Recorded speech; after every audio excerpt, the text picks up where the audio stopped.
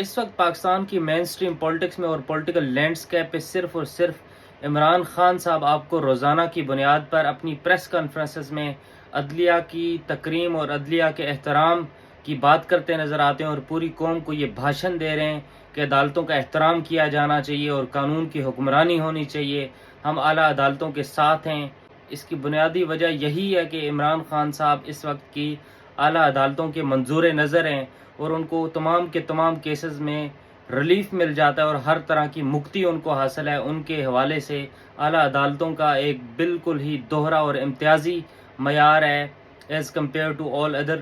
Political leaders.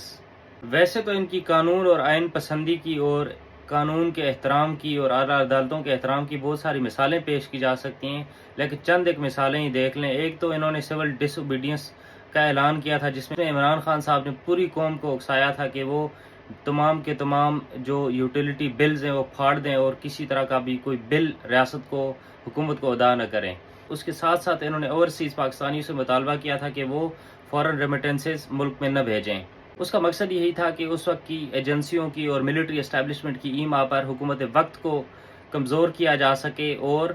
اقتدار میں آنے کی راہ ہموار کی جا سکے۔ اس کے بعد انہوں نے پی ٹی وی پر حملہ کیا، پارلیمنٹ پر حملہ کیا، لیکن اس سارے منصوبے میں ان کو منہ کی کھانی پڑی اور یہ ناکام و نامراد ٹھہرے۔ جب اس سے بھی ان کی تشفی نہیں ہوئی تو اس کے بعد یہ پارلیمنٹ پر اور پاکستان ٹیلی ویژن کی بلڈنگ پر چڑھ دوڑے تھے، لیکن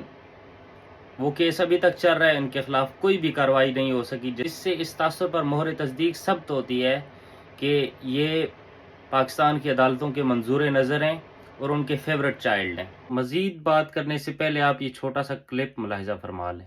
کیا سپریم کورٹ کے ججز کے خلاف اس طرح کی زبان استعمال کرنے کی کسی کو اجازت ہے؟ چودھری افتخار نون لیگ کے اوپننگ بیٹسمین ہیں۔ چیف جسٹس اس میں فراڈ میں شامل تھا کہ اس میں جسٹس رمدے کا بہت بڑا ہاتھ تھا، لیکن چیف جسٹس صاحب آپ بکے بھی تو کتنے سستے بکے۔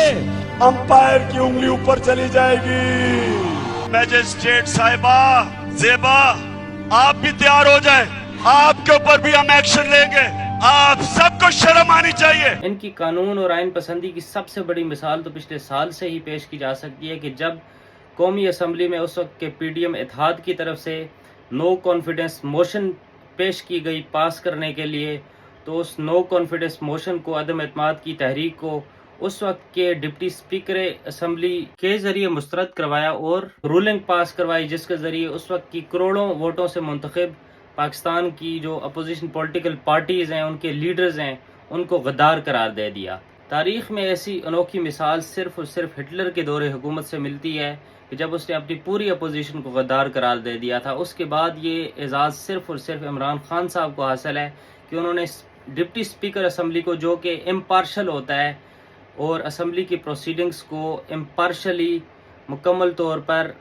اے پولیٹیکل ہو کر کنڈکٹ کرتا ہے، اس کو ذاتی ملازم کے طور پر استعمال کیا اور اس کے ذریعے ایسی رولنگ پاس کروائی جس سے پاکستان کی ساری اپوزیشن کو، جو کہ کروڑوں ووٹوں سے منتخب ہوئی ہے، ان کو غدار قرار دے کر انہوں نے ان کروڑوں ووٹرز کو بھی ایک طرح سے غدار قرار دے دیا۔ لیکن ان کے خلاف اس آئین شکنی کی اور آئین کی خلاف ورزی پر کوئی بھی کارروائی نہیں ہو سکی۔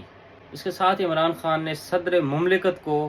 اپنے ذاتی ملازم کے طور پر، اپنے پیڈ سرونٹ کے طور پر استعمال کرتے ہوئے اسمبلی بھی تحلیل کروا دی، جس پر مجبوراً پاکستان کی اعلیٰ عدلیہ کو اپنی فیس سیونگ کے لیے میدان میں آنا پڑا اور اس کا نوٹس لینا پڑا۔